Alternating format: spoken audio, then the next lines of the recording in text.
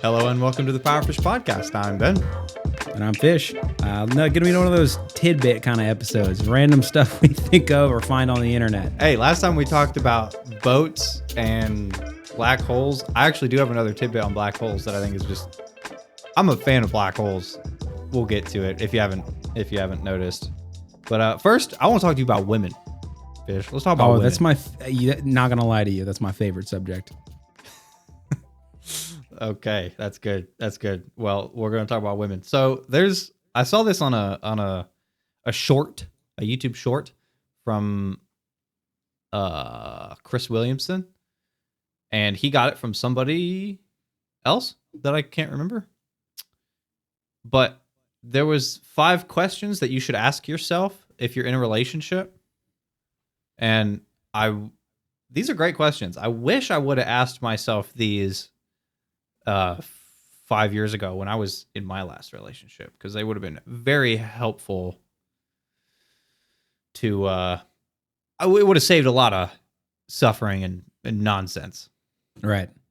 But so 5 questions, pretty simple. The first one is, if someone told you that you're a lot like your partner, would that feel like a compliment? Interesting. Okay. I thought that's a pretty good question. Well, so I think what that's getting at is it's trying to make you think, what's the standout quality of your partner? Mm-hmm. So if the first thing that comes to mind is overly negative, that's like the first thing you think of. You know what I'm saying? Right. If someone just walked up to you, or if like a friend, they said you act a lot like your partner, or you seem to be a lot like your partner, something like that. What would be the immediate reaction? Would you be like? So I feel like my reaction it depends on maybe how I'm feeling, or like, I mean, if you said something that bothered me that morning or something like that. I was gonna say, it could depend on a lot of things for sure. Well, because like for me in my relationship, there would be one or two things that would come to mind depending on how I feel. The negative would be overly emotional. You know, because my partner is very, very emotional. Dude, if I was asked that 5 years ago, I would have. I can tell you right now, I absolutely would not have taken it as a compliment. Yeah, it would not have felt like, I don't want to hate on my old partner. Like, we're fine now; she's great. But you know, back in the day, I definitely would not have taken that as a compliment at all. Right. But yeah, so like, you know, negatively overly emotional. But interestingly, the positive that I would take away is very logical. It's because it just depends on like the situation or the mood that we're in. Every now and then she can be overly emotional or feeling down or whatever. But on the other side of that, there are times as anybody can, and analytical. Yeah. So it just depends on where we're at, I think. But I think skews positive. Yeah, I mean, for most people, I would say, most people that like their partner, which I would say most people do, I'd say this is a pretty easy question, and they would say it would feel more like a compliment than not. And to what it's getting at, yeah, if you, like I said, if you can only think of something negative, there's probably a problem there. Right. The next question was, are you truly fulfilled or just less lonely? This is a question I don't think would have been super relevant to me if it was asked, because loneliness is not exactly a problem for me in or out of a relationship.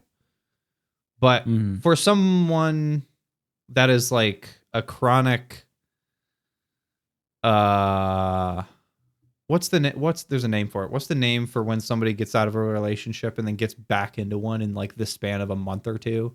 Rebound, yeah. If you're like a chronic rebounder, maybe that's a good question to ask yourself. Yeah.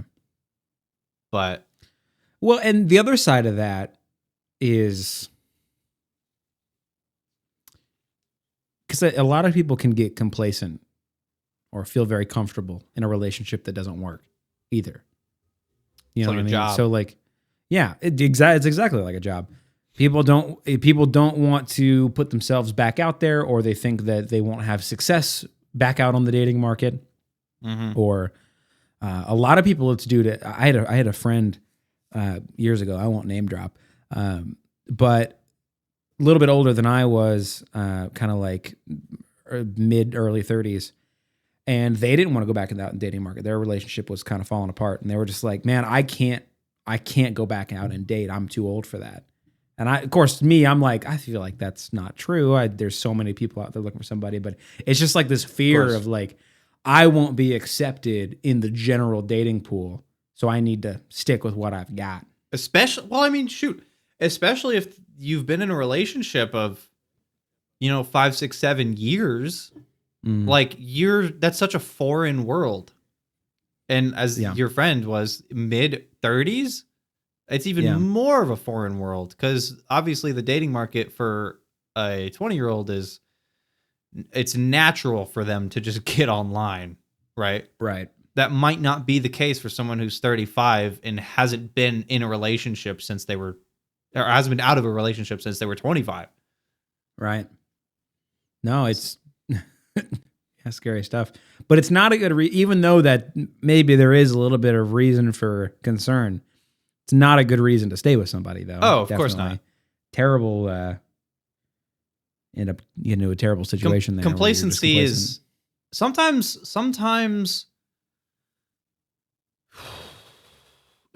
people let, this is with relationships and jobs. Sometimes people let the mediocre be the enemy of the good. If they're in a mediocre spot, not a good spot, not a terrible spot, but sometimes that's worse than being in a bad spot, because if they're in a mediocre spot, it's easier for them to get comfortable, right, and stay in a mediocre spot for an amount of time that just sends their life down a hole until they're 50. Or if they were in a much worse spot, they would take agency over their terrible circumstances and take steps to get out of it sooner than later. Yeah. So I think same, like I said, that applies to relationships and jobs both. Being complacent is just bad. And you can take our word for it because we're experts in both of those fields. Absolutely. Early 20s, we know things. Yeah. Take our advice. So the third question was, are you able to unapologetically be yourself, or do you need to show up differently to please your partner? This was absolutely one that I needed to hear 5 years ago, because I was like it was an eggshell sort of deal when I was around my partner. Yeah. How I felt about it anyway. And I definitely could not be open and certainly not unapologetic with being around my partner, because it was a just eggshells kind of explains it pretty well. Yeah, it's kind of like the standard, the stock advice for a relationship. Be yourself and find somebody who supports that or something along those lines. Yeah, but what does that mean? Well, before we get to what it means, let's get to what it doesn't mean. And a lot of people, I would say probably younger people especially, get really confused by this. And they think that be yourself and only be yourself means you shouldn't be asked by your partner to grow, or you shouldn't be challenged by your partner to grow. And there's a problem there, because most people are inherently flawed or can be better in some way.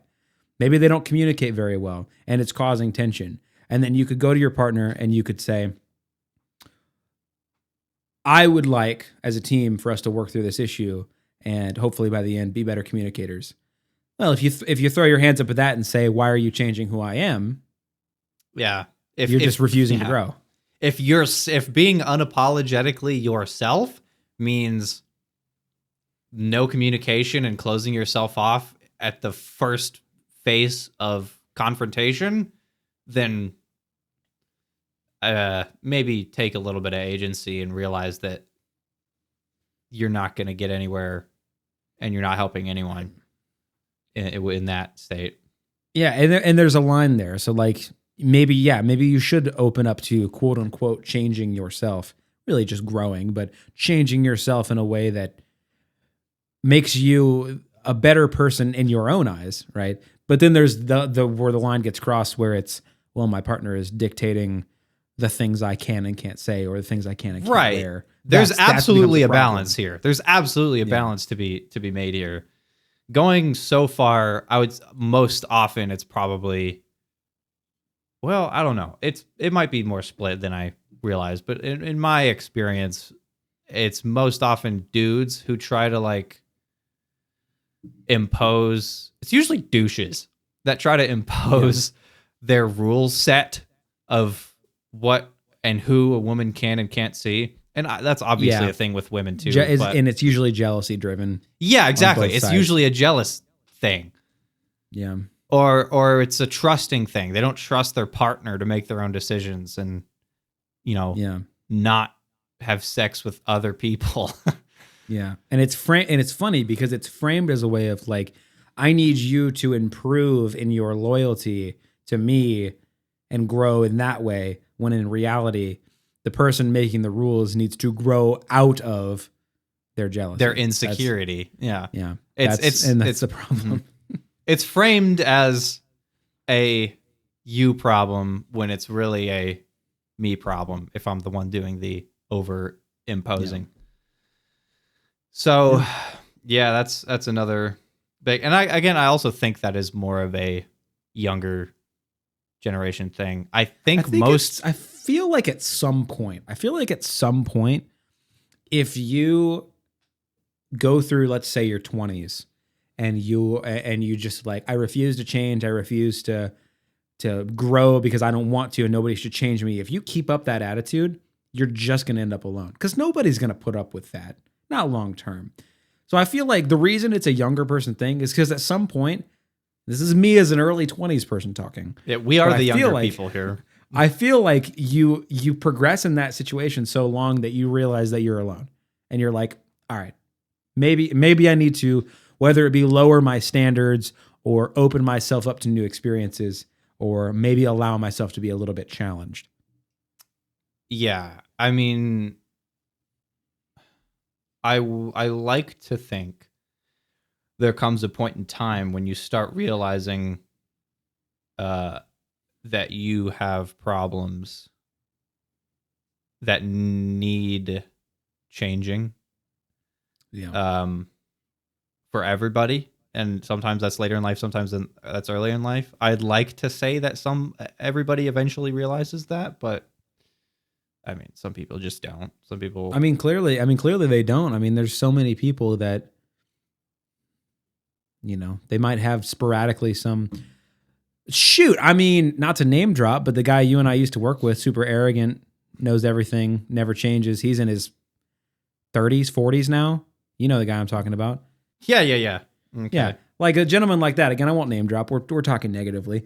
But a guy like that can't hold down a relationship, right? Because the inability to change oneself due to whether it be arrogance or something else. No, it's a tragic thing, and some people just don't grow out of that. Granted, that's an extreme case, I would say, but yeah. And that's not to say he never will. Yeah. But I mean, that's people always have room to grow. I think like a lot of people like to write people off, but there really is. I think people can change their behavior. Oh yeah, the term "old dogs can't learn new tricks" has got to be the dumbest thing I've ever heard in my life. Yeah, they can. That's what humanity is built on, is change and adapting. That is a core part of humanity. You can't just say like once a douchebag, always a douchebag. Yeah, it's certainly not necessarily true. It's as a person that doesn't believe there is free will. When I say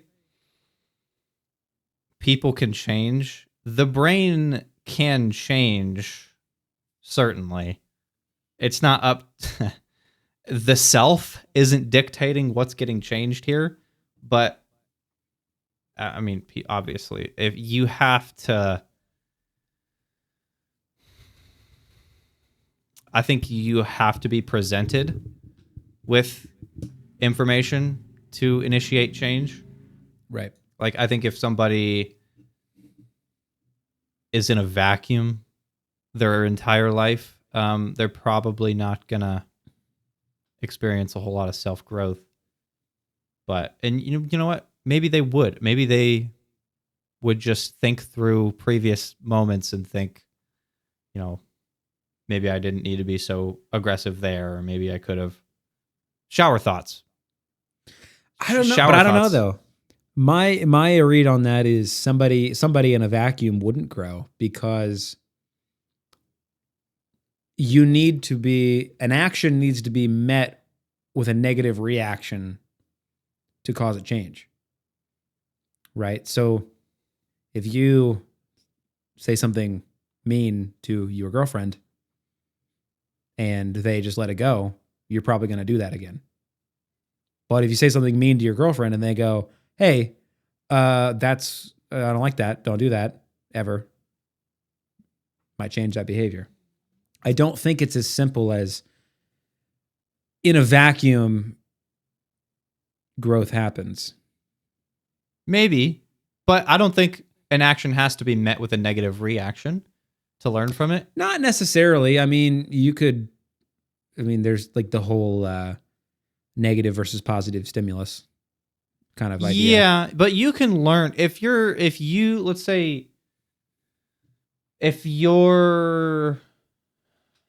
like just verbally abusive in a relationship and get no pushback from it, there's no negative reaction, but there certainly is a lot of outlets like just a book or something that are going to spark some introspection that you will be able to tell that you are a problem. I think that could start change. That's true. However, in a vacuum, you wouldn't be receiving new information. It would have to be somehow. Yeah, I guess that's true. In a vacuum, there wouldn't be new information, and therefore there would be no. So so perhaps you're right. So let's say you present an action that you and I would consider to be an immoral action, and you get no negative reaction, and then from that moment, you are now put into a vacuum and receive no new information. Is it possible? Let's expand this. Let's say that you have also no previous information that could be an immoral act. Okay. And like, let's say you were brought up without any information if that's a good thing or a bad thing, verbally abusing a partner. Right. And you get no negative reaction from it, and then you're put into a vacuum. Is it possible for you to introspect that into a realization of you committing an immoral act? Do you think it's even possible to do that with no intake of new information? God, that is such a difficult thing to conceptualize. It's so difficult to imagine an informationless vacuum. Well, if you're just floating in space, let's say that you're floating in space in an astronaut suit. But I'm a verbal abuser. But also, I didn't know before that was a problem. Yeah, and now you find yourself in the endless void of space. What a situation to find yourself in. But now that you're here, can you think yourself into? Here, I think you can. I think you can if and only if you have at least once been treated the same way that you were treating and thought about how it made you feel when that was done to you. Okay, I would be on board with that. With an endless amount of thought, you could probably reason that thing happened me no like, me do them no like. Yeah, ooga booga. Yeah. Ooga booga, bad. Yeah. Because that's how douches think. Yeah. So okay. but void of that, I don't know if you can. I think without new information, I don't think the brain can just make up the ability to know that that's a bad thing. I don't think so. Yeah, no, because you're also, what's at play here is, and this is me speculating, if you're a verbal abuser, probably something else going on there. Maybe a little bit of a narcissist, potentially. So yeah, or maybe without maybe, being challenged and in a vacuum, is that gonna go away? Probably not. Oh yeah, there's deeper issues that probably wouldn't go away. Maybe you could identify that it's a bad thing, but here's the thing: the Buddha was raised in a lavish, just rich environment. Everything he wanted was granted to him. He was raised as sort of like an experiment to identify what the perfect, what someone would grow up with absolutely zero adversity in life, what would be like. Right. Basically, the Buddha was growing up to be a brat, and he rejected his, I think it was his dad, maybe it was both his parents, I don't really know, but he ran away. And the story is, I think, he sat under a tree for like many years and thought the whole time, just thinking. And obviously now, meditation, yeah, basically just meditating. And now, of course, he came out to be one of, there's a whole religion on him. He came out to be one of the wisest people in history, with a whole bunch of, the Buddha is known for, look inward, self-improve, big philosophical. I think the Buddha was more like woo-woo stuff as well. You and that woo-woo stuff, you're talking about it all the time. The hand-wavy woo-woo, yeah. And similar with Confucius. Confucius was like another wise man that said introspect and be a good person type of thing. Yeah. But yeah, Buddhism is, I think, less a religion and more of just like a life advice pact. But yeah, I think there is a religious element there. I don't know much about Buddhism. Me neither. I do think there is a form of worship in some capacity, though. That's a good Google search. Who do? Because I know they don't think the Buddha was a god. They know he was just a guy, I think. But is he divinely enlightened? That's my question. That I don't know. Okay, well, this is... Okay. Buddhists don't worship a god, but they revere the Buddha as an example of enlightenment. Okay, so maybe you're right. Okay, so yeah, I didn't think it was like a religion. I could have sworn there was... well, there's Hinduism, which is... And I know that's different. It's different, but it's a branch. It's like Islam is to Christianity. They're pretty closely related, but they're obviously very different. Hinduism, I'm pretty sure, is God. It's God. Or maybe several gods. Hinduism might be a polytheistic religion. Yeah.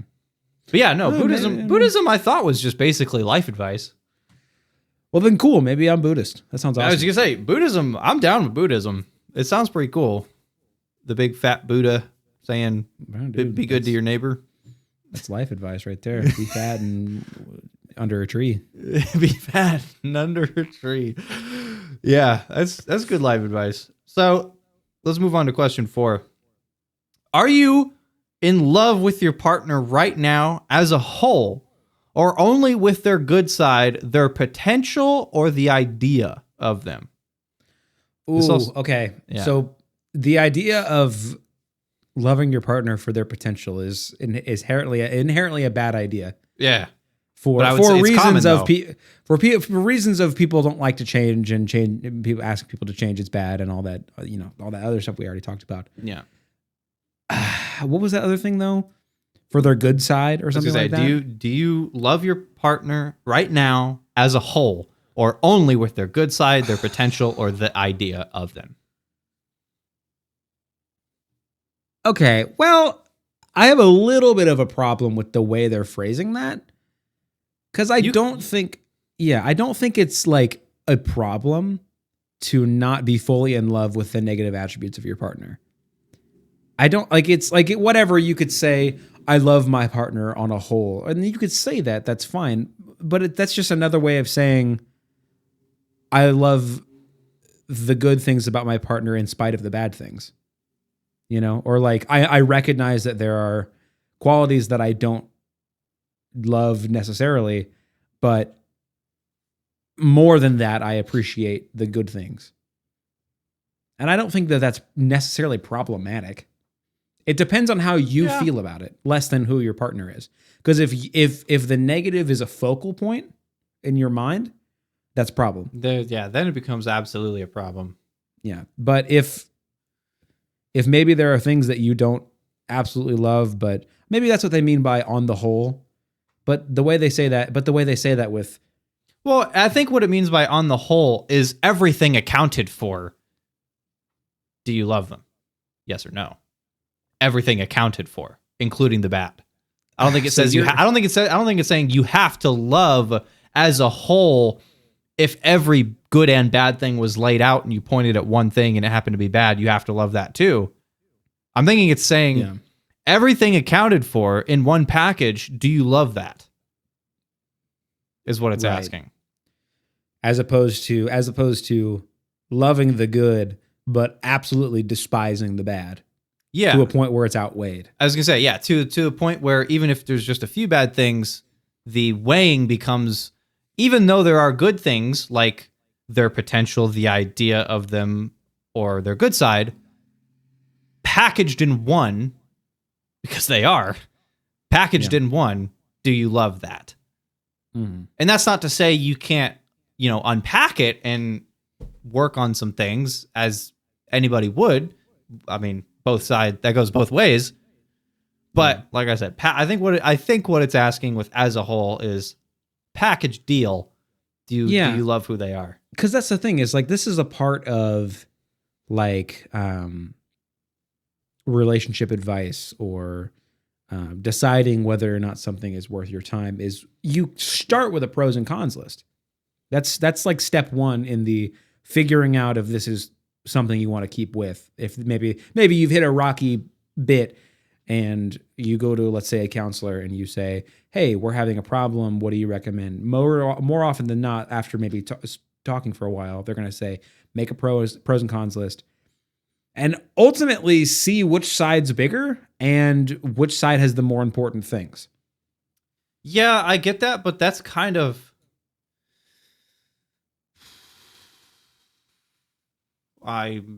for want of a better word, it's kind of like utilitarianizing a relationship. It's never going to be the full story. Right. But it's a way of piecing out the good from the bad, recognizing that both exist and figuring out if the good makes you happier than the bad or something like that. That is certainly something if you were to do that. If you were to build a pros and cons to your partner list, that is something that I would say necessarily should do during a point where you are of equanimity. You don't want to do that when you're a little bit agitated or you're underslept or yeah. That's something that that's the kind of thing that you need to do over the course of like a week and with a lot of thought and good sleep and level-headedness. Right. It's not the kind of thing, because I mean, if you're upset with them, you're gonna get in Right. the, Post in the argument, notebook, you don't and exactly. you're gonna be in like, I'm just a fucking jerk, and I stupid. His knees are weird. I don't know. Just nitpicking. Exactly. Stuff. Making shit up to figure out something to write down. That's bad. In my case, be like, she has annoying cats, and sometimes they scream at me. Or the one who gets in the freaking hallway and stops. Yeah. And he won't move. Yeah. And then pisses on the carpet. Oh, he hasn't done that in a while. Because he good. knows I'll find a new home if he does. But yeah. I don't know exactly how I feel on the whole about a pros and cons list about your partner, but it's something that you do whenever you need perspective, I think. You need to. It's difficult to just ask the question outright, do you love your partner? oh yeah, it's a if you're in a time of struggle, right? But having a pros and cons list makes perspective accessible. yeah. I guess that's the point. Point being, that's what we were talking about. Loving your partner on the whole or as a whole should not mean to ignore the negatives. Or it should not mean that you have to accept the negatives, if you see what I'm getting at. Yeah, but staying in a relationship because of the potential for it to be different is, I would say, a much worse idea. It's not so much, and this is my opinion, right? It's not so much that you're staying with it for the potential. It's that you recognize the negative and then you see the positive. You have to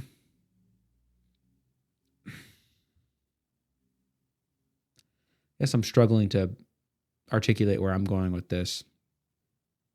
There's a balance. No, you obviously shouldn't ignore problems if they exist, Right. with you or with the partner, with either one of you. But also, no, I don't think, like I just said, you should never get into or stay into a relationship based on potential. So, but that isn't to say that all the negatives that you have with each other right now should just be solidified in time. Mm-hmm. The idea of growth should never, ever be something that is off the table for either partner, either person. That's where I was going. That's the word I was looking for, because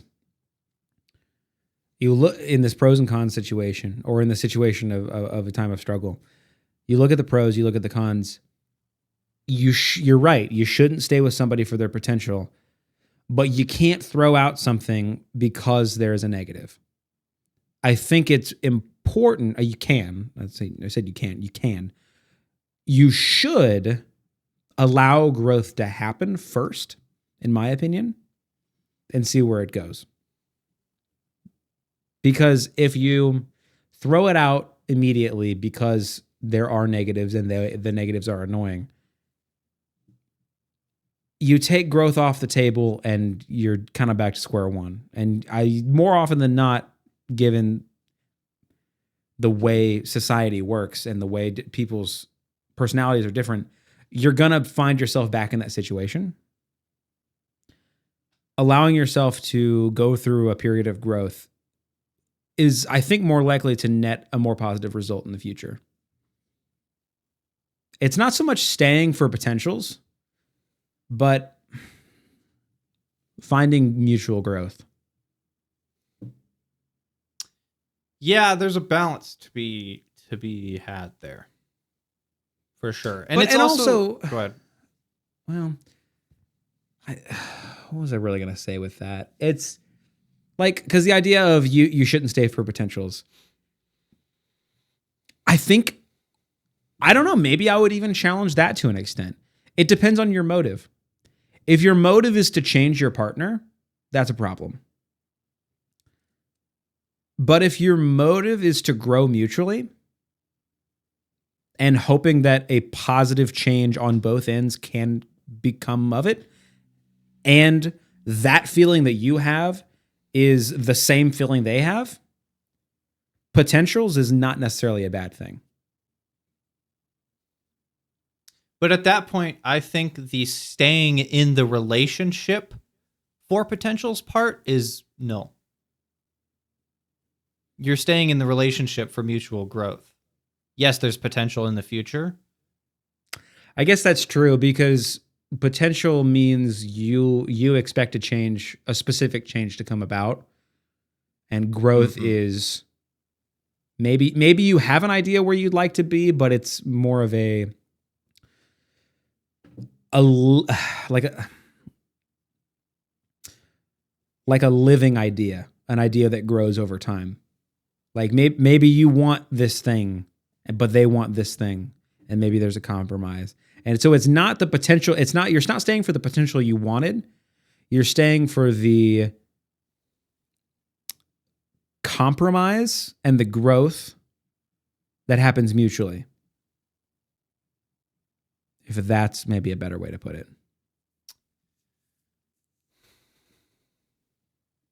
See, the danger, I think, with saying that, I think that's a better way than saying I'm staying for the potential. But the danger with that is if the desired level of growth isn't achieved, then that equals leaving. That Sure. sounds like staying for the potential, but I don't know if that's a bad thing. Leaving if you do not like. There is a point where people can just be incompatible, and Yeah. I think if one or the other is not, I mean, I think this could just be a ground level non-negotiable, a certain threshold of growth for somebody. And if the other person doesn't match that non-negotiable, then Bob's your uncle. So here's the thing, like, so stay for the potential. That's the person setting a demand, more or less, in a way, or a demand that can be met at a later date. It's a demand that isn't met equals termination. Right. Right. But the idea that I'm kind of driving at with mutual growth, this is not something that you're staying for and secretly hoping comes about, or like pushing them in a direction, or like manipulating them into being what you want them to be. This is something you sit down with your partner and you say, this is where I would like to be. What do you think about that? Is that cool with you? Do you have another idea? Where do we want to meet on this? And they give their idea and you say, okay, we want this, and we'll get to that. So in a way, you're still staying for a potential, but it's completely mutual. It's like a agreed upon, or in some cases bargained on idea, that, because compromise is a part of every relationship. I refuse anybody who says that there should be zero compromise or deliberation or something. There's some really smart people that say compromise is only a way to make two people unhappy.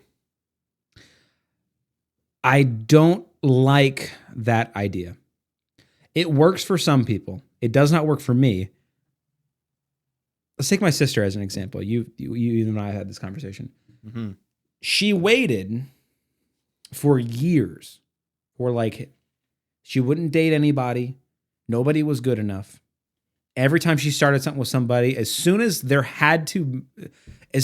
something had to be compromised upon, we're out. Right? Now she's with this guy. She's getting married. They're very happy. So you could say in one case, that it worked out in that situation. But to get to where they're at, there needed to be compromise. Because it was perfect at first, and she let him in, but the problems still rolled in at some point. Because there always will be. And there always will be. But if you're unwilling to compromise or unwilling to whatever, right? We would just throw that down at you and go on to the next one. Maybe that's good for some people. But I think that if you're really looking to make something work, you have to be open to compromises. Now, where that becomes problematic is if you're overly willing to compromise to the point where you're making something that doesn't work anyway. And in that, you lose yourself. And you can't. Well, then you just have to ask yourself 2 questions back. Are you going to be able to be unapologetically yourself? Mm-hmm. Or do you need to show up differently to please a partner? So yeah, if it gets to that point, then yeah. But my point being, I think that people walk around thinking that they can have this idea in their mind of what they want or where they want to be, and people should accept that or bend to that will. And I think that that's fine, but you've got to be prepared to be alone for most people. Because everybody's got their own goals and their own hobbies or their own whatever. Like in your case with your last partner, it was you wanted to go play disc golf and that was a big problem for her, right? Mm-hmm. Now that's a bad example because you should have left that earlier than you did. But in a lot of ways. Yeah, I was in it for longer. Like I said, asking myself these 5 questions, I probably would have 3 or 4 of them. I would have been like, this isn't going to work. Right. But maybe, and I'm not talking about that relationship, but maybe let's just take a similar situation. What if maybe the overarching problem, and I'll just use my relationship as an example. So like, I play video games. You and I both play video games. My partner doesn't love video games. She'll play them every now and then. Every now and then we'll play video games together, but it's kind of like my hobby and she has her own thing. When she wants to do something with me, it's something else. Now, I could say, no, I want to play video games. It doesn't matter what you want from me or with me. I'm going to go do what I want to do. I could say that, but I'm completely ignoring somebody else's feelings. The better option, at least in my book, is I'm going to work out a way to be able to have the time I need to have, but then also give you the time you need with me. And that's come in the form of not scheduling, but like if she's available and it's on night of the week we're both available, that's fine. But if she's off doing something else, we're busy doing something else around the house, I have time to myself. And I think that that's going to be better for most people. And I think that it's a problem when you do not allow yourself the opportunity to compromise, because you'll miss out on some great experiences. I think the word compromise can be construed in a number of ways as well. It can be seen as 2 people have 2 ideals in their head. Mm-hmm. And this is the level of their ideals. And the compromise is in the middle, but down here. I think there are compromises where both ideals can be met up here. Mm-hmm. I think there can be a compromise that both people want. It doesn't always have to be a compromise. Well, then it wouldn't even be a compromise because compromise, it's in the name. Mm. It implies lesser of the 2. Right. So there can be a mutual agreement on something else that both parties want, I think. Right. That's super context dependent, but it doesn't always have to be a compromise. So in my example, right, with the video games and then doing other stuff, the reason it's a compromise is that sometimes there are nights where maybe I would want to play video games, but I know that my partner has needs and I should probably address those things. Now, that's not to say that I never want to spend time with my partner, right, and do other things, whether we're watching a show together or whatever. Yeah. Sometimes I'm not doing the thing that I ultimately exactly want to do. But what I am doing is doing what I want to do enough on average. I'm making time for myself while also making time for my partner. Likewise, my partner is spending time with me and also allowing me time. And there's the compromise. But you have to ask yourself, is this something that I'm okay with happening indefinitely? And if it's not, then I would say it is a compromise that is too much. Right. You know, if it's something that's a one-off, you know, whatever. But if it's a thing that you can't imagine yourself doing indefinitely, but it is the regular, then I would say something needs to change on one end or the other or both. It depends on your priorities, I think. So like, if you want, taking my example out of the equation, just talking generally, if you want one thing, but as a unit, or her or whoever needs one thing, it's about assessing priorities. Is your priority to do the thing you want to do, or is your priority to grow your relationship in a meaningful way by not doing the thing you want to do at that moment? Ideally, both things can happen simultaneously. Yeah. But how often does that happen? It's impossible to know. It's Yeah. person dependent, context dependent. It depends on the thing, right? Yeah. It depends on the two people. It depends on what they want. Like, Yeah. in the example of video games, right? Maybe I want to play video games, but maybe I find somebody that's a hardcore gamer, right? But then you get into the we had several episodes back, we talked about the idea of if you're with somebody who's too much like you, that can also be a bit of a problem.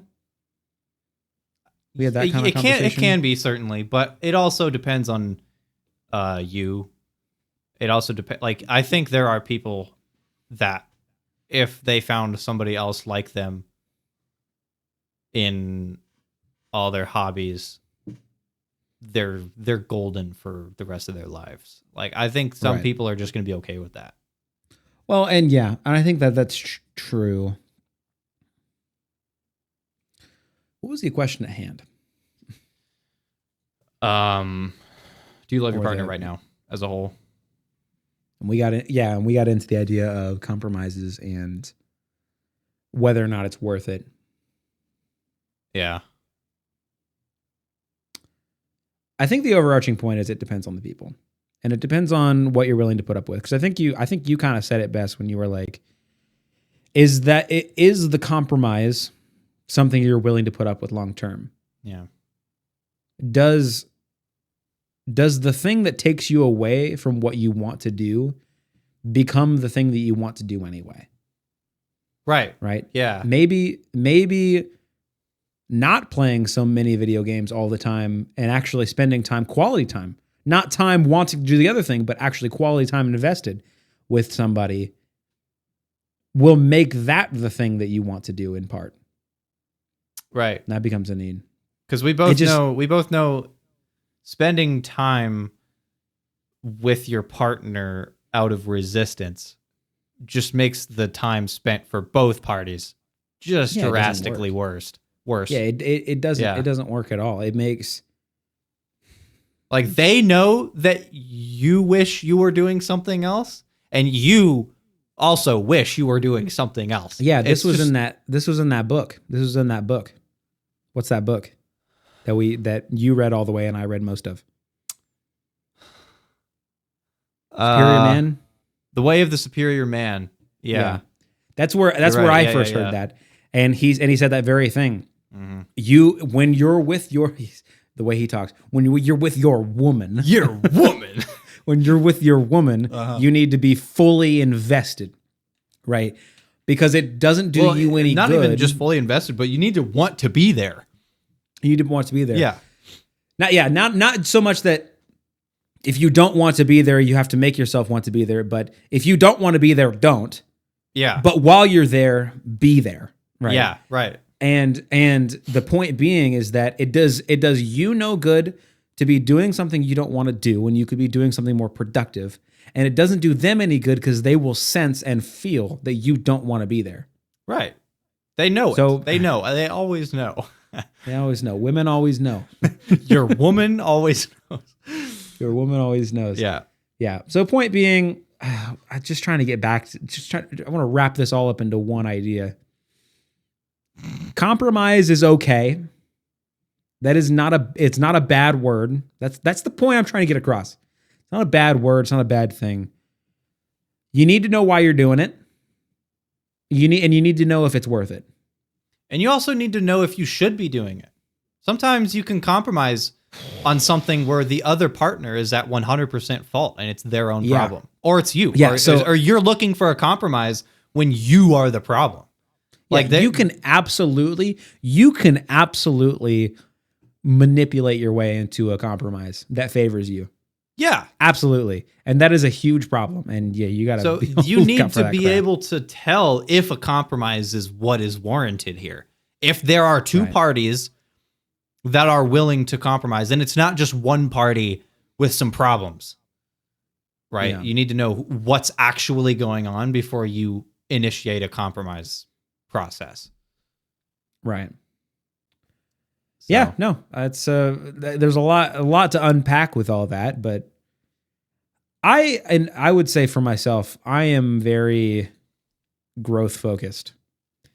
Sometimes to a fault, but I am the kind of person that I want.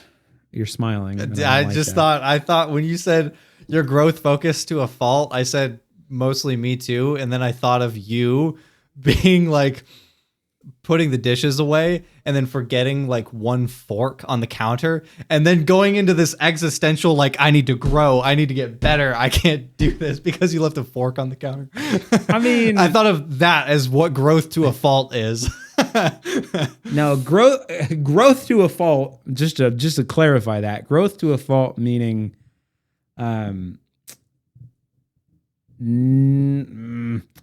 yeah, what is overgrowth?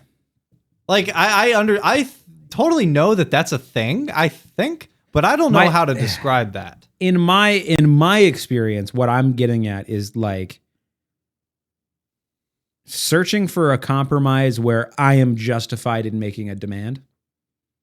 When like my boundaries are crossed, and legitimate boundaries, like this has happened in past relationships where it's like, you know, just to give you an example, like I had a partner who was very verbally combative, and I dealt with that fairly well to an extent, but like it got to the point where like I was trying to like compromise and be like, okay, I need you to work on this, and you know I'll work on something too, but I need you, and I need you to work on this issue that you're having because it affects me in these ways, and I went through the whole conversation of like, this is where I want, like I was telling you, this is where I want to be. Like, where do you want to be? And let's figure this out. And I remember I told somebody that after that conversation had happened, and they said, you don't need to compromise with basic kindness. Yeah, okay. You don't. Well, you that don't just need. comes down to what we said earlier. Is compromise really a thing here, or is it just somebody's problem? Right. Well, but here's the way it's more better done. Like, and I've had conversations with my current partner because again, you know, not everything's perfect all the time. Everything's, especially right now, pretty good, you know. But it's like, I'll come to her and I'll say, hey, there's a thing you do. I don't really like it all that much. What do you think? Right? This is kind of what I'm thinking. What do you think? And then they'll say, okay, all right, I see that. I see that you don't like the thing I'm doing.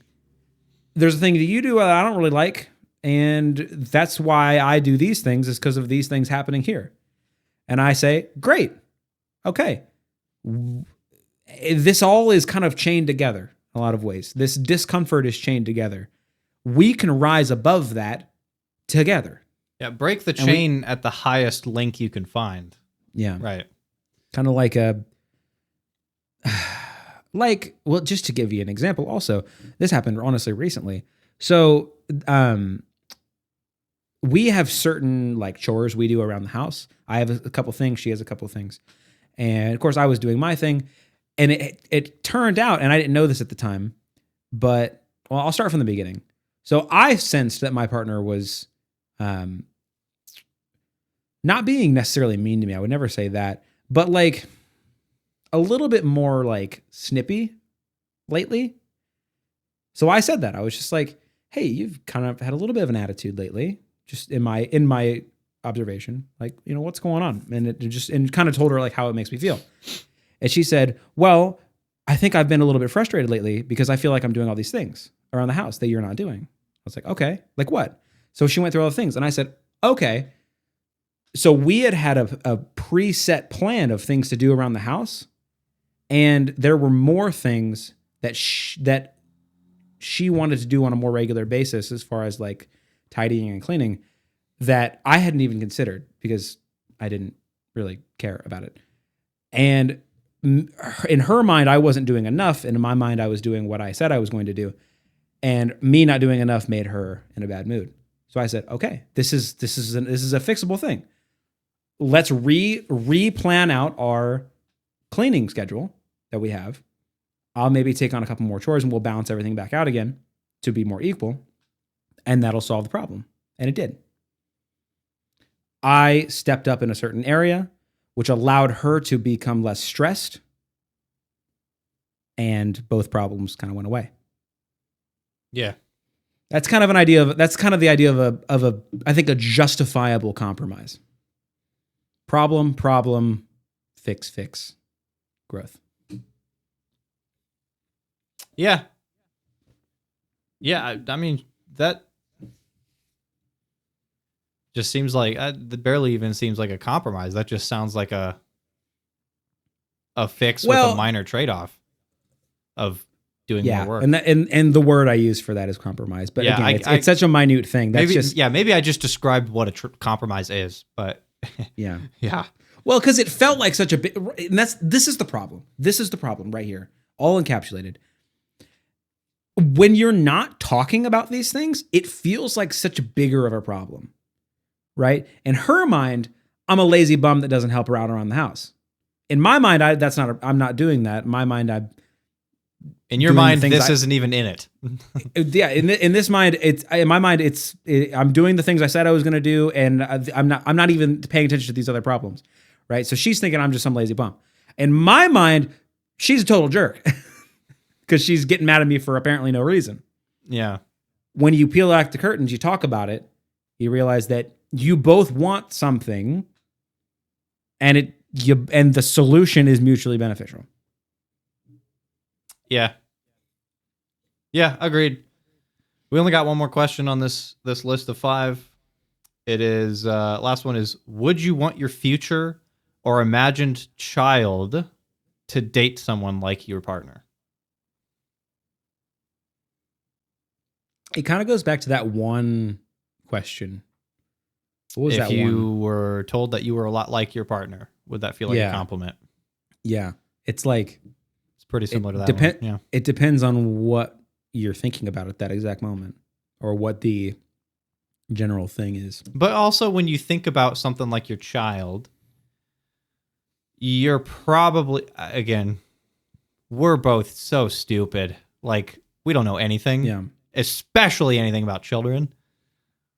Yeah, that's a good point. So I've been having these long-winded things where I've been like, oh, this is what I think, this and all these things, and maybe this, and you should do these things. And yeah, don't listen to me. I'm an idiot and have a lot more to learn in life. I'm at we're both this level of this level. We're both wrong always. And then just and then we'll go from there. That one comment told us so.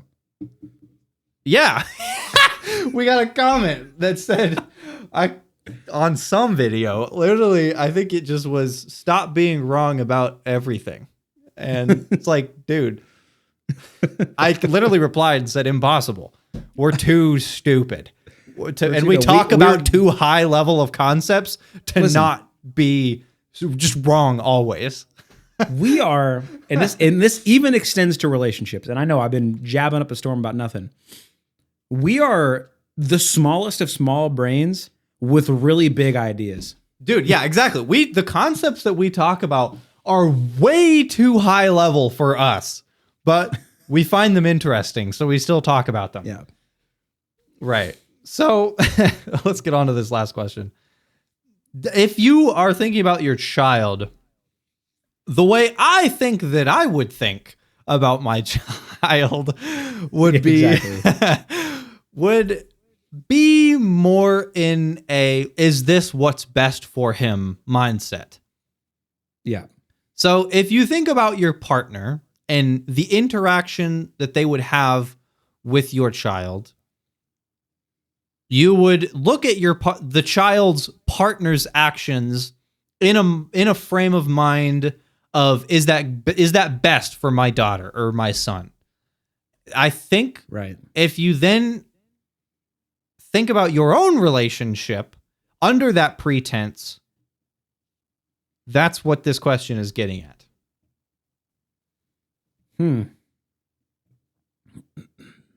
But that's just how I think I would probably think about a child that I don't have.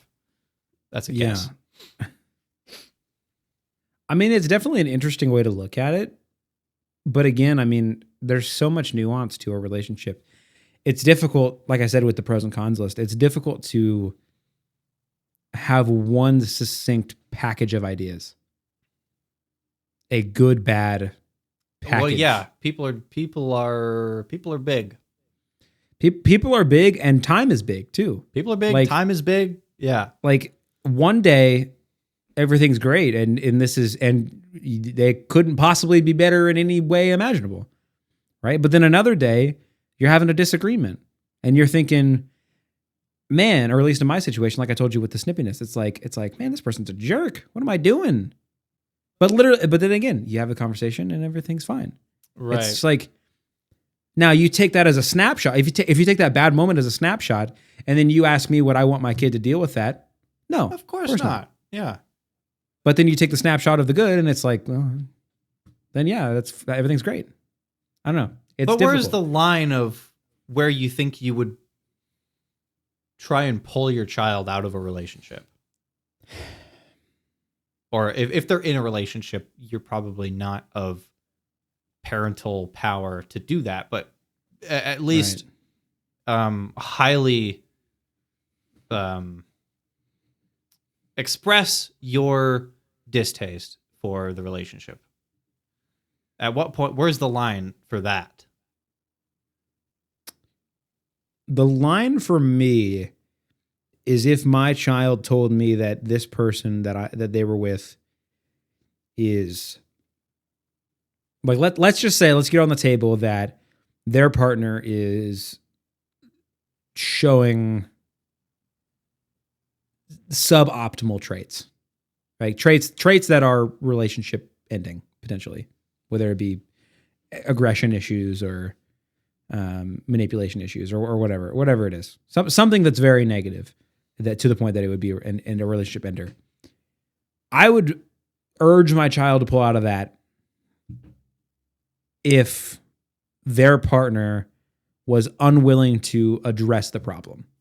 Not necessarily change it right off the bat, but if their partner was unwilling to even speak about it or to have an open conversation. Yeah, I mean, that just speaks of a lack of self-awareness that is just uninteractable. Yeah. It just can't be reasoned with or managed. Yeah.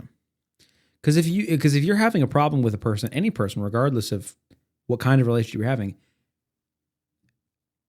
it's not over or necessarily bad if you can have a sit-down conversation with them, express what the issue is, and get a mature response back of, I didn't realize that my actions were affecting you this way, and I would like to not do that to you. So maybe we can work together on finding a way. It's not going to be perfect right off the bat. I'm going to have to work through my issues, but I'm willing to work through my issues. If they're unwilling to even start that process, that's a big problem. Yeah. And there is a level of which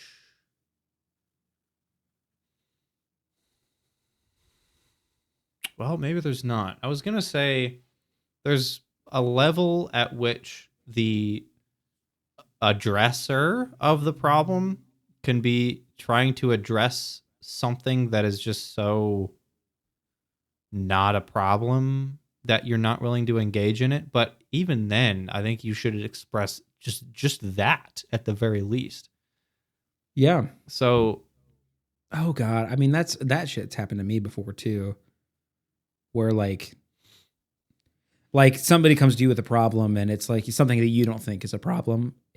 And I think my usual reaction to that is like, I kind of analyze, or like not analyze, but like talk to them about how it makes them feel. Tell them straight up, I never really considered that to be a problem. Why do you think it's a problem? sometimes not everyone knows how to communicate, right? And I don't think if someone is addressing something that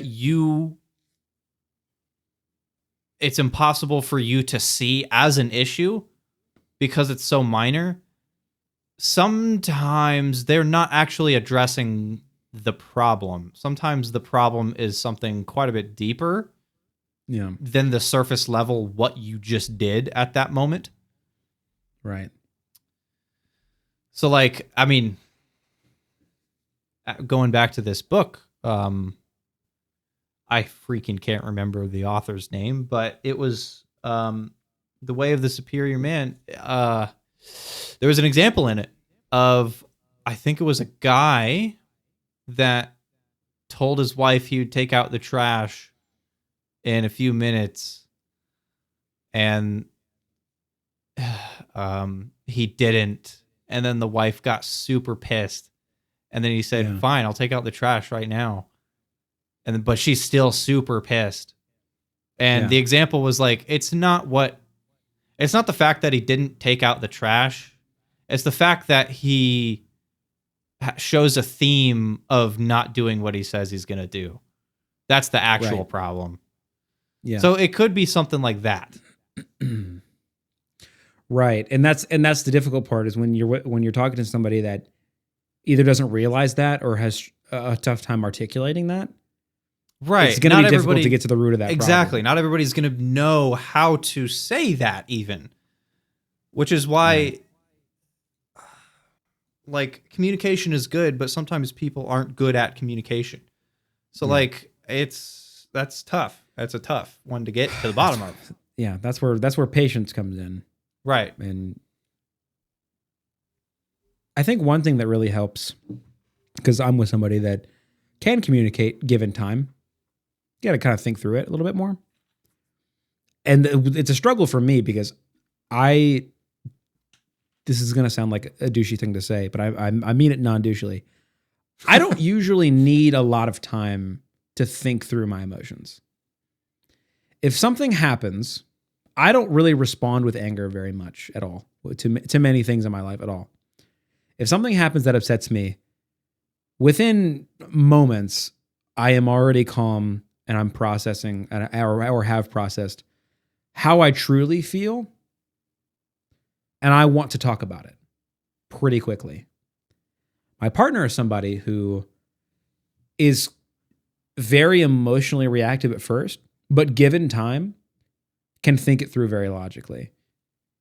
And maybe not be able to completely articulate exactly what the original problem is, but can come to a conclusion that there is a deeper problem and they want to talk about it. Yeah, that's just a difference in who people are. Like, I don't know if that's something that's really that changeable about somebody. That's just the difference between an emotional person and an analytical person. But you know what is changeable though? Me being able to step back from a disagreement and see somebody that's very agitated, me being able to step back from that and say, I need to give space here before we're ready to have this conversation. It's not about speeding her up. It's about slowing me down. Yeah. Because it doesn't, absolutely. It doesn't do me any good to throw logic at somebody who has not calmed down or is still very upset. Right. You might not be able, if you're an analytical person, you might not be able to turn yourself into an emotional person. I would say there's no way you can.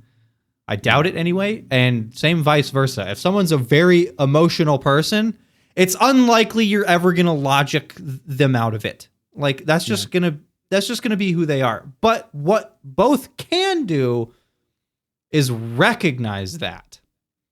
Yeah. In each other. So, I mean, shoot, this has happened at some point in our relationship. I've recognized that there are times where it's better for her to be alone and be able to think through her emotions independently without me being there. So I told her at one point in time, this was a while back, she was very heated and I had already kind of calmed down. And I said, I'm just going to I'm going to grab a drink or whatever, go run, do a drive or something like that. And I told her, I was like, this is not me storming off. I'm not upset. I'm just going to give you some time and I'm going to come back later and maybe we'll be ready to talk. She was like, okay, totally get that. And it was great. That was a much better resolution than me sitting there being like, I need you to talk to me because I'm ready to talk to you. Right. Yeah. That's only going to make things worse. That's a problem. Real talk. That's a problem I'm still working through. I'm very much like there's tension. I want to resolve it. Oh, just get everything out on the table. Well, that was my relationship several years ago. I haven't portrayed it in a very good light thus far.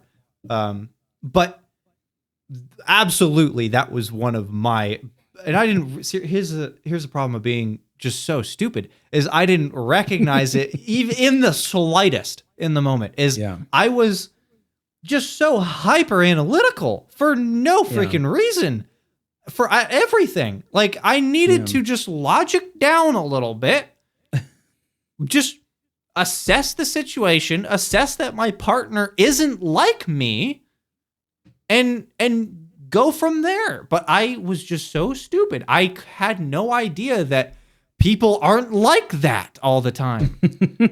That huge problem on my end there. Yeah. Not everybody knows immediately how they feel and wants to talk about it. Right. There's so many people who, again, are going to have that big blow up reaction and then come down. Right.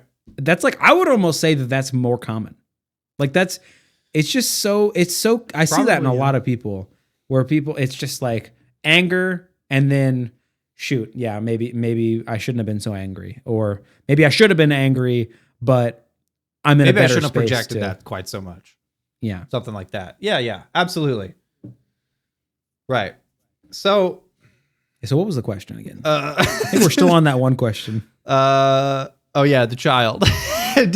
Would you be okay if you imagined your future child dating this person, what would you think about it? Yeah. I think we kind of the same answer as the first one is, if someone said you like your partner, would that be a compliment? Similar answer to that. Yeah, no, depends on how you feel at the moment. But if we're gonna try to look at an entire relationship in one succinct package, the package should skew good. That's, I guess, pretty much. I guess is where we should leave that. Yeah. Well, those were 5 questions that I heard from Chris Williamson, who heard from somebody else. I said at the beginning of this, this is going to be a bunch of tidbits kind of episode. We just kind of stuck with that. Yeah, I mean, I have a lot of stuff I want to talk about, but just because it's quick, I want to get to black holes, just because I'm such a fan of black holes. Tell me about some black holes, and then we'll end this. So last time we talked about how crazily they bend space and time so much to the point that time and space swap their positions in reality. Right. I recall that. Yeah. Where when you think of the core of a black hole, we just intuitively think of it's a spot. It's in the middle of a black hole. But because time is so bent around the singularity, it's not actually a point in space. It's a point in time. The core of a black hole, which just after that we've entered the realm of what are you even saying? We don't know. Yeah. But so black holes, when they suck in matter, we don't really know what happens to it. It used to be the case that we thought black holes were the only thing in the universe that could destroy information completely. We used to think that. And because like if you take a piece of paper, I've heard Brian Cox refer to it this way. If you take a piece of paper, burn it, the paper's gone. But in principle, all the matter in the ash, in the steam, it's all still there. In principle, it can be reconstructed. Right. We can't do that. Right. But in the CO2 emissions, all the matter still exists in space. Mm-hmm. So there's no real way to actually destroy information. And black holes were thought to be the only thing in the universe that could do that until Stephen Hawking sought out to prove or disprove the thought that black holes emitted radiation off of them. And Stephen Hawking found out that they do. And on his gravestone is written the equation that solves, that gives out the temperature of Hawking radiation. It's called Hawking radiation, obviously, because he found out about it. But so we know that stuff goes in and we know that stuff comes out. So it's not 100% clear, but we're pretty sure it doesn't actually destroy information because it's still emitting Hawking radiation, which means because it's emitting this stuff is coming out of it, eventually it will evaporate. A black hole will evaporate, just like a star, just like everything else in the universe. Okay. Because it can only emit stuff for so long before it runs out of stuff to emit and then just evaporates. So what happens when it evaporates? So here's the thing. When a black hole evaporates, it's just gone from all the information that it sucked in and all the information that it was gets emitted out into this Hawking radiation. It just poofs out as radiation in space. So when it gets to that point, its gravitational pull becomes, because it gets less massive, it no longer becomes what it was. So there's no longer a singularity in the middle. The middle, there's no longer, because that's what I was wondering, was because you said that a black hole is not a hole. It's still dense matter. It's still just a star, right? It's still just a star. Right. It's still round. It's not actually a hole. It's just same as any other planet, just an unbelievable amount more gravitational pull because of its density, its mass.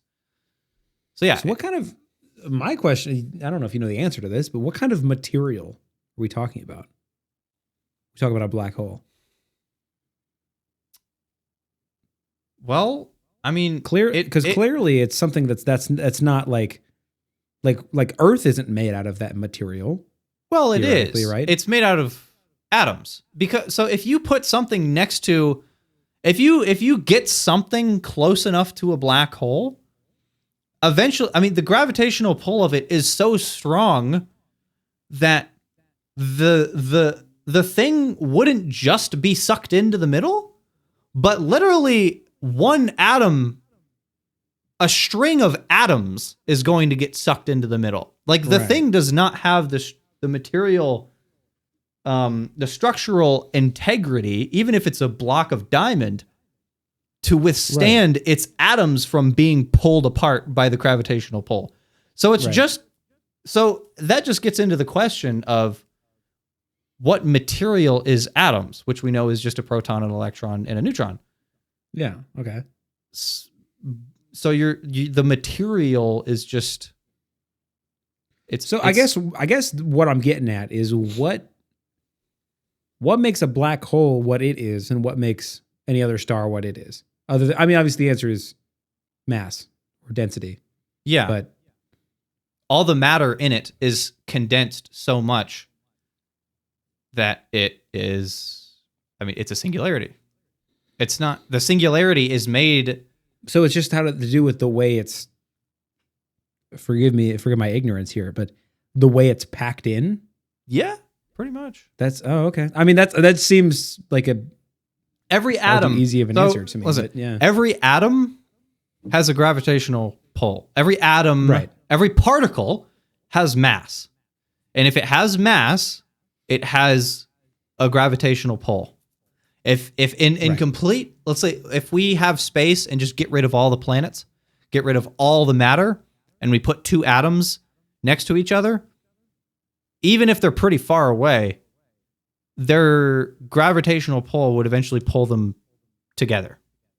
That's why we have planets, because matter clumps. Right. So with two atoms, two particles, that's more of a gravitational pull than one. And with three, that's even more than two. Yeah. So, but if you zoom in, this is going to get to the point of where I don't really know, but if you zoom into something far enough, you can see its atoms. We have not telescopes. We have microscopes that can see the displacement of atoms. Right. And there is, from what I understand, there is space in between. Right. That would make sense. Right. But in the same way that if a bunch of people packed on top of one person at the bottom of this pile, eventually the person in the middle of the pile is going to feel a lot of weight. So the atom that's in the middle is, as more atoms pile on, it's going to feel really heavy. It's going to feel like it's getting smashed. And that's what a planet is. A planet is just a lot of atoms piled on. Right. But I guess my question is, why is a star or a planet less dense than a black hole? What is the functional reason? More mass. There's just more atoms. There's more mass. Okay, so you're okay. I see what you're getting at. Because when the mass gets so a black hole, from what I understand, isn't actually that big. Right. That's what I was confused about. But what you're saying, I'm thinking it was what you're about to get at, is a black hole before it's a black hole is much bigger. Oh yeah. And then it can. It's not more massive, but it is way bigger, from what I understand. Yeah, because the mass, it's not more massive in the technical sense, because it has the same level of mass, but then that level of mass through weight is packed. Once it achieves a level of mass, it will collapse on itself, because the atoms in the middle are just experiencing so much weight on them that the space in between, when you zoom in really far, just becomes so small that there is no space in between. Does a black hole of a certain mass have the same gravitational pull as a non-black hole larger object of the same mass? Yes. Exactly the same. So if our sun, and obviously our sun it can fit 1 million Earths. Our sun is absolutely enormous. It's huge, but it's not that massive. Well, compared to Earth it is, but it's not that massive. Compared to the average black hole, I don't know if it's the average black hole, but like a supermassive black hole, like the black holes in the center of galaxies, the sun is literal billions less massive than these black holes in the middle of galaxies. Yeah. So our sun's enormous, but it's not very massive. If our sun and its gravitational pull stayed the same, no matter was added to it, but was condensed to the size of about 3 kilometers, it would become a black hole. But if it was in the same spot in space, our solar system would be completely untouched. We'd still rotate around it just as we always would, because the mass is exactly the same, though the gravitational pull is exactly the same, even though it's a black hole. Dark. But it would be dark. It would be because the light couldn't escape the mass. Exactly. So that's why black holes, quote unquote, they the black area is pretty big, because the light around it, the radiation that's being emitted around it, is being emitted on the part that's outside the event horizon. So that's the part where gravity is still weak enough where light can escape. But if the light falls into the event horizon, that's not where the object part of the black hole starts. That's just where the gravitational pull is close enough to the actual object part to where the light can't get out. So it gets sucked into the singularity, the small point. Mm-hmm. So yeah, the size of black holes, like I said, our sun, if it was the mass, if it was a black hole but the same mass, it'd be only about 3 kilometers wide. That's a small freaking object. Right. But the black hole part, the blackness part, would be bigger than the object part. Gotcha. So, yeah, that's what was I going to say about them, though? How'd we get on? I had a question, but I feel like you answered it, but you were going to go off on a tangent based on the question, but I don't remember what the question was. Oh, yeah. Hawking radiation. Oh, okay, yeah. So we know that black holes emit radiation. So they emit material, they emit stuff, which means that they have a life before they evaporate. So it's quite a while. So we know that just a normal star, billions of years before it's going to evaporate. Just billions of years. A black hole is longer than a star. So this is crazy. So if you take a supermassive black hole, so that is, believe it or not, that is the technical term for big black holes, supermassive black holes. So That's funny. Yeah. So these are typically ones that are, there's a black hole in, from what we know, in the center of every galaxy. Gotcha. And they're usually supermassive. So these are the ones that are billions and sometimes even trillions times more massive than our sun. So if a supermassive black hole, if you take every single grain of sand on the Earth and put it in a really big hourglass, that's a lot of sand. And that's a big hourglass. If 1 grain of sand dropped every 10 billion years, the entire hourglass would be gone before 1% of the mass of the black hole is evaporated. Jeez. So this is a very, very slow process then. Okay, Potentially gotcha. the slowest thing in the entire universe. Jeez. That's just like, what is that freaking number? Every grain of sand, trillion, just an unbelievable amount of, every grain of sand on Earth, 1 grain of sand dropping through the hourglass per 10 billion years.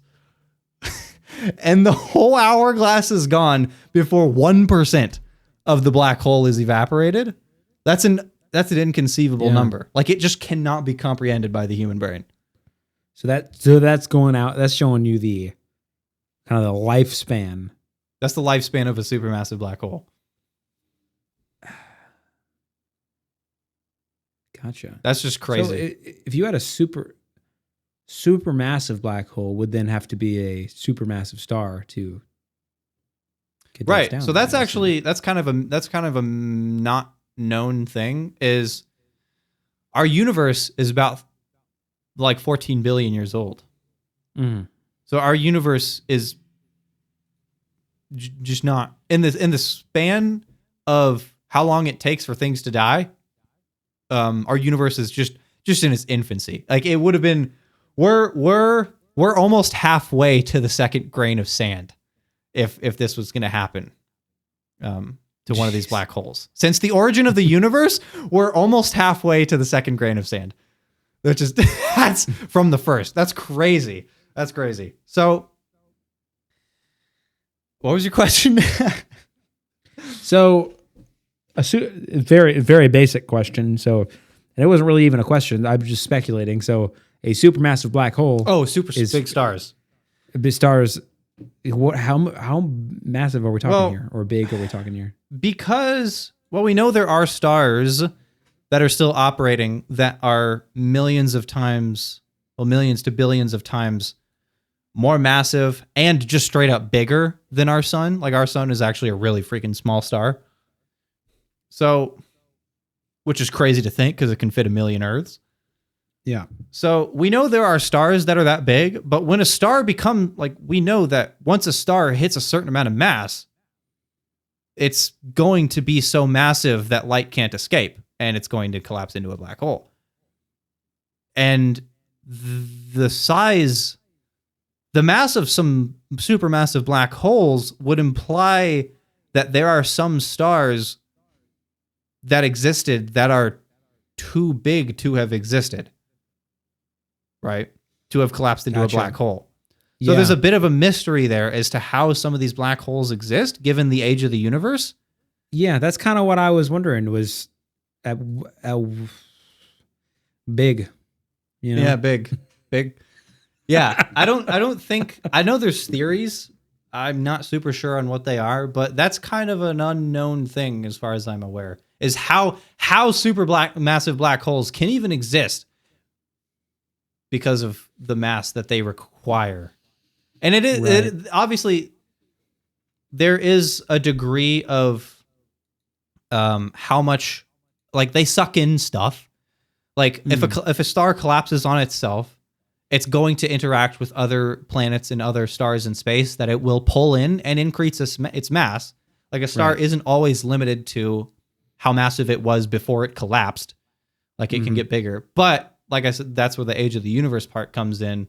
Like even if it's sucking in mass for almost 14 billion years, like it's not going to be as big as some of them are. So it's, that's a mystery. We don't know that. Science, get on that. Science. Yeah. What are you doing, science? Come on now. But yeah, anyway, last few episodes I've talked about black holes. Black holes are just one of the most fascinating things to me ever. Like literally ever. Because just the mystery of them and just the madness of them is so absurd. They're just so absurd. And it sucks that in my lifetime, we're probably not going to figure much of anything else about them out than what we already know. Right. Like what the heck happens at the singularity? That's what I want to know. What does it mean to fall in and pass the event horizon and get to the point where time becomes finite and space becomes infinite, where time is finite and it's running out? Like, and once the singularity is reached in your future, what happens? Obviously, like I said, the gravity is so strong that you're just going to get reduced to atoms long before that point. But, you know, yeah, there's just so much mystery. And and it's also interesting because we know the origin of our own universe came from a singularity. So like, that's what the whole universe is thing inside of black holes. Who knows? A lot of mystery. Fascinating stuff. Yeah. So we'll end it there. That was mostly just relationship stuff, relationship advice. Like we said earlier, we are so dumb. We are a dumb bunch. We're wrong. Take all that with all the information that we said today with the grain of salt of we are wrong. We are wrong. And if you're worried about your relationship, just think about that black hole stuff and realize that none of it matters. Yep. There are singularities, not even just mass. There are these infinitely the high dense points.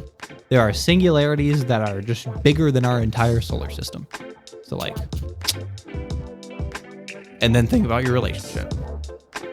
And try to make that matter in the face of that. Exactly. We'll see you next week.